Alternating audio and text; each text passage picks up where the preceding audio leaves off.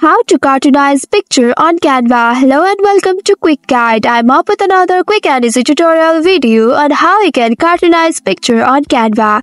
For that, you'll have to open your web browser on your device and on the search bar type canva.com and press enter. This will take you to the official website of Canva. Once on the home page, click on custom size button and choose the custom size for your Canva or enter the dimensions for your Canva.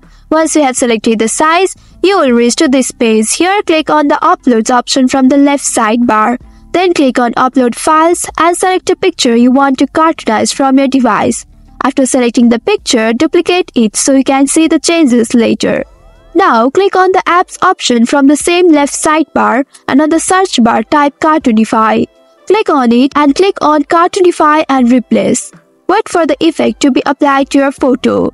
After a while, you can see the changes. This process can be repeated for other photos as well. So this is how you can cartoonize your picture on Canva. That's all for today's video. Thanks for watching till the end. If you found this video helpful, don't forget to like, share and subscribe the channel. Also hit that bell icon to get notifications on more such helpful tutorials. See you in next video. Stay connected.